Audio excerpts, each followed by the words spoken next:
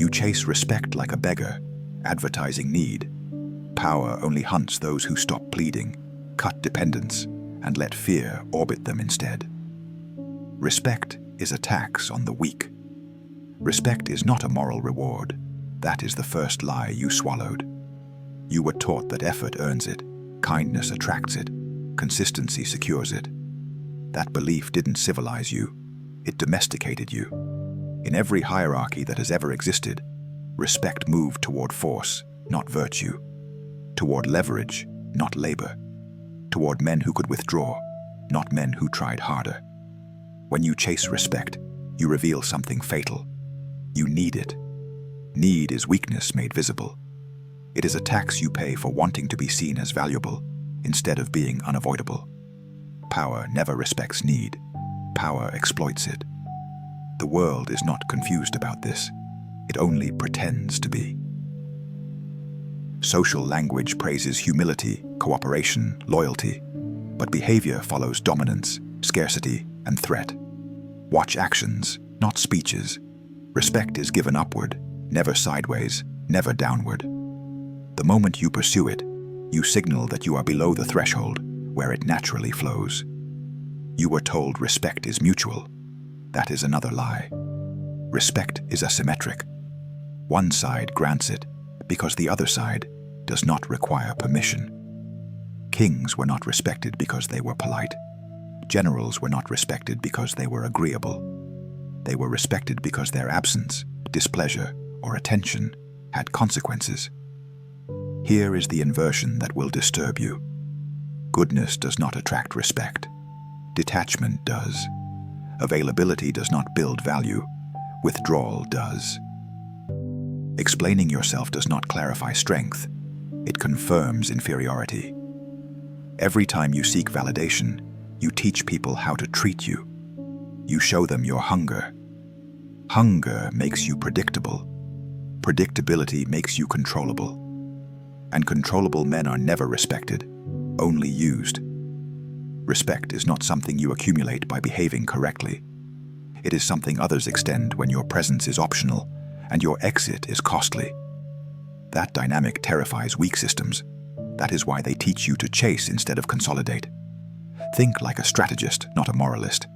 In war, no general begs for acknowledgement. In surgery, no surgeon asks the disease for cooperation. In nature, predators do not demand respect from prey. They command space by existing within it. The chase itself is the crime. Chasing converts you into a supplicant. It puts your worth up for debate. It invites evaluation. Power does not submit to evaluation. It imposes standards. You were trained to believe visibility equals value. Wrong. Scarcity equals value. Silence equals weight. Distance equals authority. The man who can walk away without explanation rearranges the room. The man who needs to be understood dissolves inside it. Respect follows the man who does not ask, not because he is arrogant, but because he is complete. He does not negotiate his identity. He does not advertise his intentions. He does not correct misperceptions. He lets uncertainty do the work. This is where the frame shifts. Respect is not something you earn. It is something others pay when they sense risk in ignoring you. Risk of loss, risk of exclusion, risk of consequence. Remove that risk, and respect evaporates. You have been overperforming for people who underinvest, explaining yourself to those who benefit from misunderstanding you, proving value to systems designed to extract it. That behavior does not make you noble. It marks you.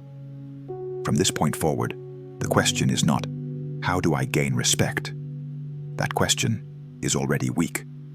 The real question is, what happens to others if they don't give it? Until you can answer that without emotion, respect will remain something you chase, and power will continue to avoid you. The scarcity signal. Power does not listen to words. It reads signals. And the most dangerous signal you broadcast, without realizing it, is abundance of need.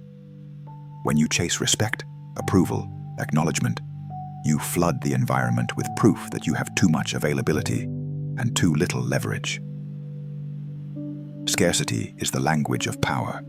Need is the dialect of prey. Every hierarchy runs on silent economics. Attention, access, tolerance, these are currencies. When you give them freely, you devalue them. When you ration them, the market adjusts around you. Men who are respected are not louder, clearer, or more virtuous. They are rarer, harder to reach, more expensive to ignore. Chasing respect is an announcement. I cannot afford to be overlooked. That announcement triggers a predictable response. Others relax, they delay, they test, they take without reciprocating. Not because they are evil, but because systems exploit what is available. Gravity does not apologize for pulling you down. Scarcity creates gravity in the opposite direction. When something withdraws, attention follows. When something becomes unpredictable, behavior reorganizes. This is not manipulation, it is structure. Power does not persuade, it conditions. Look at how animals behave around limited resources. They do not beg, they defend, they posture, they disengage. The strongest signal is not aggression, it is the willingness to walk away from the fight entirely. Only something with alternatives can afford indifference. When you seek respect, you explain. When you explain, you justify. When you justify, you concede that others have the authority to judge you. That concession is irreversible. From that moment, you are negotiating from below. Scarcity flips the equation. Silence denies others information. Distance denies them access. Unavailability denies them comfort. The mind fills that vacuum with speculation, uncertainty, and caution. That caution is respect in its rawest form. This is why powerful men are often misread as cold. It is not cruelty, it is economy. They do not spend energy proving what will eventually be obvious. They let outcomes speak. They let absence create demand. They let tension do the persuasion. Understand this clearly. Respect is not drawn to effort. It is drawn to restraint. The man who tries hardest is signaling he has nothing else. The man who withholds signals reserves. Reserves imply strength. Your mistake was thinking respect responds to clarity. It doesn't. It responds to constraint. Limits create shape. Shape creates hierarchy. Hierarchy creates order. And order determines who is listened to and who is tested. Once you see this, you cannot unsee it. Every interaction becomes diagnostic. Who rushes to respond? Who explains delays? Who tolerates disrespect to maintain access? Those men are signaling surplus need, and they will be treated accordingly. Scarcity is not about disappearing. It is about controlling exposure. You choose when to speak, when to act, when to engage. That choice alone elevates you, because choice implies power. The moment you stop broadcasting need, the environment recalibrates. Confusion appears. Tests escalate. Pressure increases. That is not failure. That is the system probing your new boundaries. Power always tests scarcity before it respects it. This chapter installs a ruthless truth. If you are easily available, you are easily dismissed. If you are easily dismissed, you will never be respected, no matter how correct, kind, or competent you are. Respect begins when your presence is not guaranteed. The chasers, the holders, the predators. Every hierarchy sorts men into patterns. Not by intention, by behavior. You do not choose your category. Your actions assign you. And there are only three that matter: the chasers, the holders, and the predators. If you don't know which one you are, the system has already decided for you. The chasers are easy to identify. They seek alignment, approval, acknowledgement. They over-communicate, over-deliver, over-explain. They believe visibility creates safety. In reality, it creates exposure. Chasers mistake motion for power. They confuse effort with leverage. They are constantly earning respect that never arrives. Chasers are useful. That is their curse. Systems rely on them. Leaders exploit them. Predators harvest them. They are rewarded with proximity, not authority, with tasks, not influence. The chaser is allowed inside the room but never controls it. Then there are the holders. Holders do not chase, but they also do not dominate. They possess something, competence, position, information, access, and they guard it quietly. They understand scarcity instinctively. They do not rush to offer value. They wait to see who qualifies to receive it. Holders receive baseline respect, but rarely fear. They are stable, not sovereign. Useful, but not dangerous. Their power is conditional. It exists as long as the system remains intact. When pressure rises, holders are negotiated with or bypassed. Predators operate on a different frequency. They do not seek approval or stability. They seek asymmetry.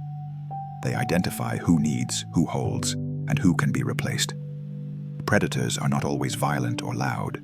The most effective ones are calm, selective, and emotionally unreachable. Predators never chase respect. They force a decision, engage on their terms, or lose access entirely.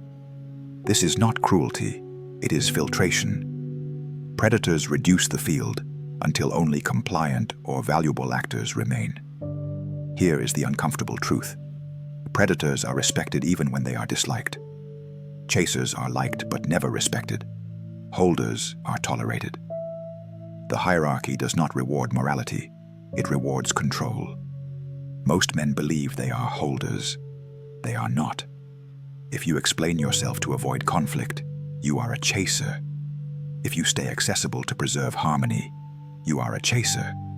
If you fear withdrawal because you might be forgotten, you are a chaser. Predators understand something chasers cannot accept. Being misunderstood is a weapon. Silence invites projection. Distance invites obedience.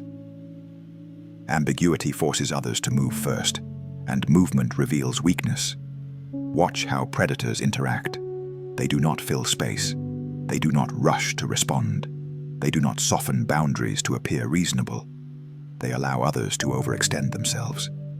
Then they decide whether to punish, reward, or ignore. The hierarchy tests everyone. Chasers fail because they answer every test. Holders pass some. Predators redefine the test itself. This is not a call to become cruel. Cruelty is emotional. This is a call to become precise. Precision removes waste.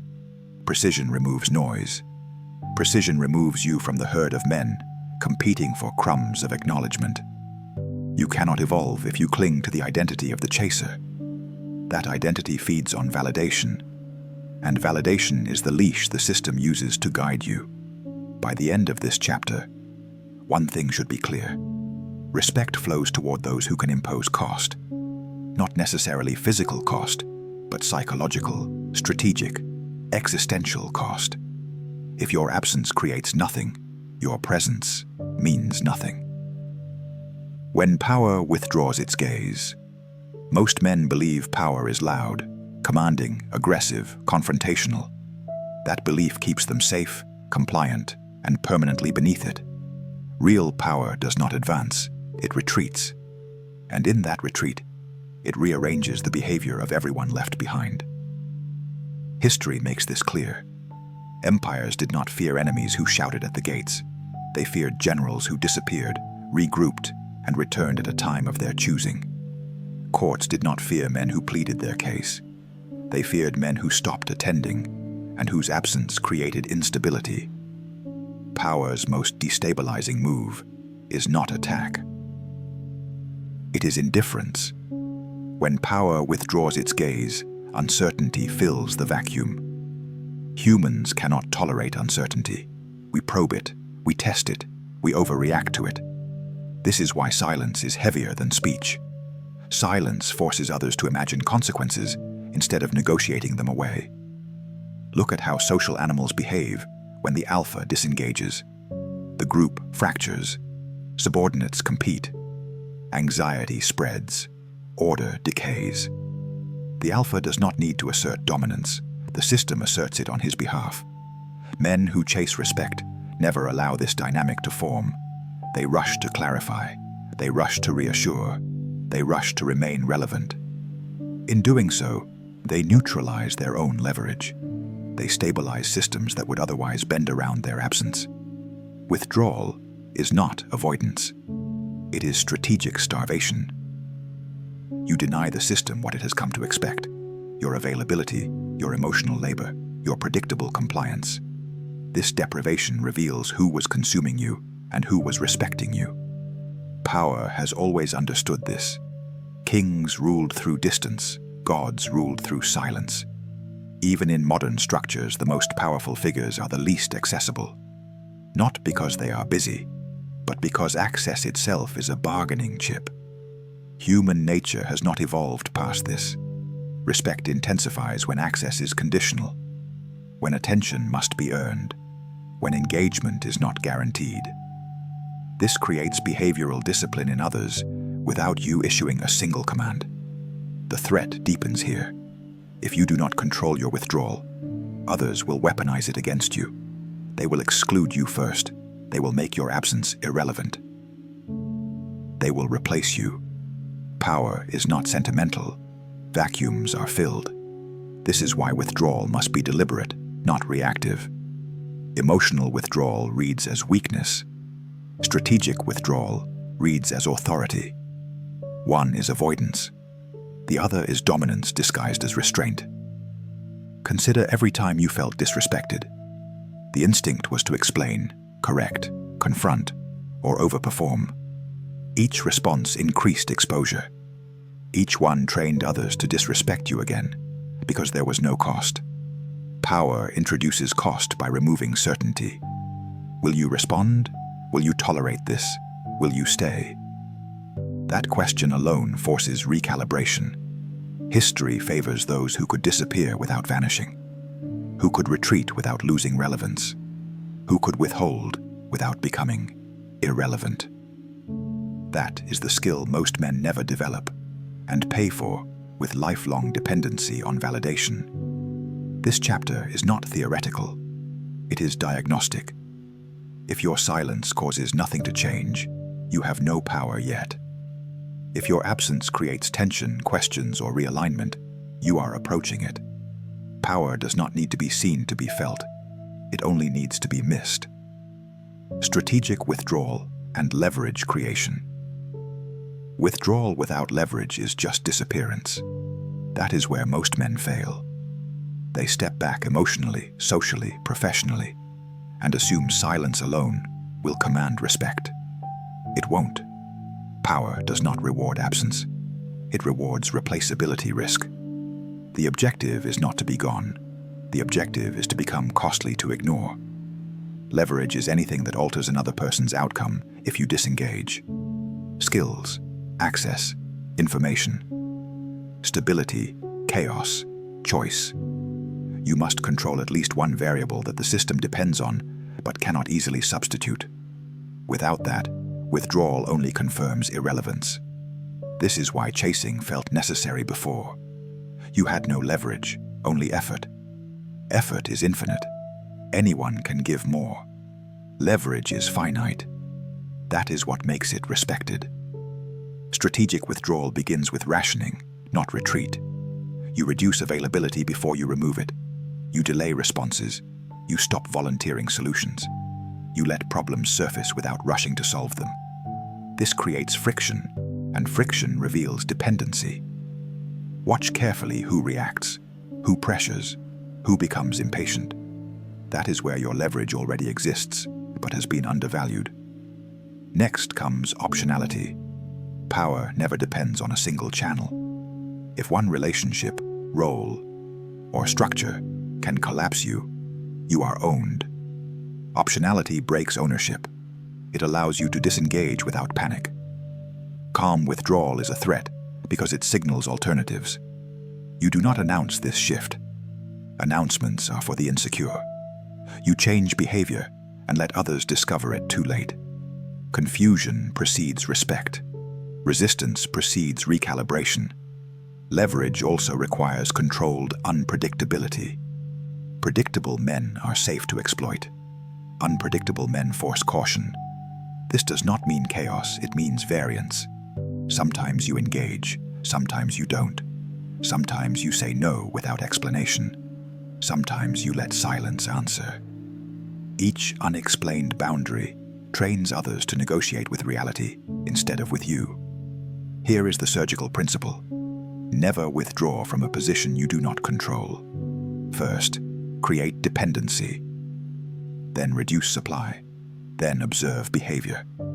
Only then do you decide whether to exit, renegotiate, or dominate the frame. Men fail here because they want immediate relief.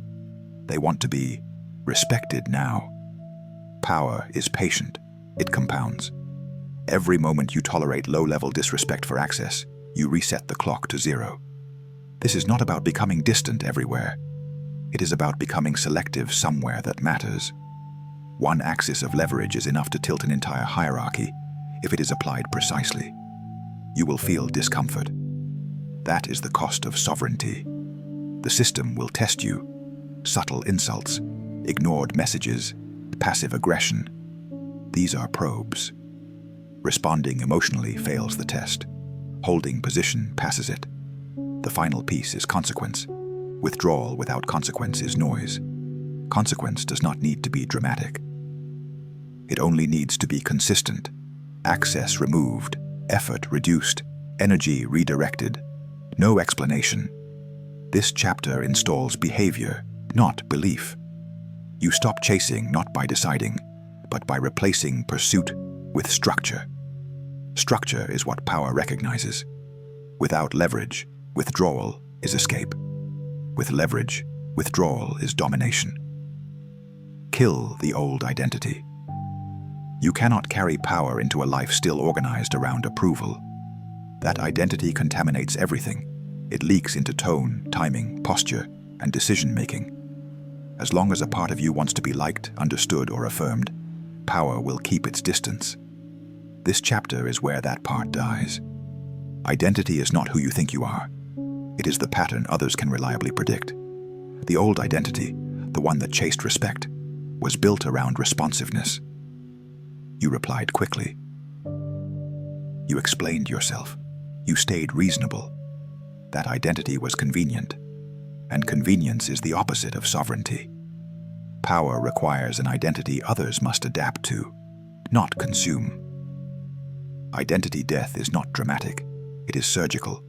You stop feeding behaviors that confirm the old pattern. You let misunderstandings stand. You allow tension to remain unresolved. You resist the impulse to repair optics. Each restraint weakens the old self. Each silence installs the new one. This is where most men relapse. The discomfort becomes unbearable. The urge to clarify, to soften, to re-enter the frame returns. That urge is withdrawal symptoms. You are detoxing from validation. If you give in, you resurrect the old identity, and the system immediately resumes disrespect. The replacement identity is not louder, it is narrower. You speak less, but with consequence. You engage selectively, but decisively. You do not seek alignment, you enforce boundaries through behavior. This identity is defined by exclusion. Not everyone gets access. Not every comment gets a response. Not every challenge gets addressed. This is not arrogance. This is filtration. Power is the ability to decide what matters and ignore the rest without explanation. The new identity is built on one principle. Your internal state is not negotiable. You do not contort yourself to manage others' comfort. You do not trade sovereignty for harmony. You understand that order emerges when someone refuses to bend. This is the final inversion. Respect does not come from proving strength. It comes from refusing to perform weakness. When the old identity dies, something unsettling happens. People around you become unsure how to approach you. Some withdraw, some test harder, some escalate. That reaction is confirmation. The hierarchy is updating your position. Do not correct it. Let it stabilize. From this point forward, power no longer finds you by accident. It recognizes you by structure. You are no longer broadcasting need. You are broadcasting limits. Limits are what power understands. The man who stopped chasing respect is not improved. He is replaced. Final warning: power does not wait. This is the last correction you get. Power is not patient with men who hesitate. It does not linger around potential. It does not reward understanding. It moves toward structure already in place. If you delay this shift, the hierarchy will not pause out of fairness. It will replace you. Every system is always selecting, quietly, constantly. While you are reflecting, adapting, or working on yourself, the system is deciding who can be ignored without consequence. Men who chase respect are easy to postpone, easy to bypass, easy to forget. Here is the warning most men hear too late. Power only arrives when it senses finality. Not curiosity, not experimentation, finality. When you partially withdraw, you are still testing. When you sometimes hold boundaries, you are still negotiating. When you hope others will notice the change, you are still chasing. Power does not respond to intent.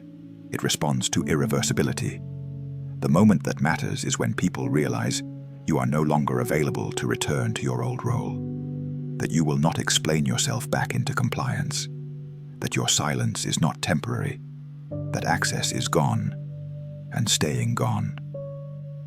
Some will attempt to reinsert control through guilt, some through urgency, some through manufactured crises. These are not accidents. They are extraction attempts. If you fold here, the hierarchy marks you permanently. Not as weak, but as manageable.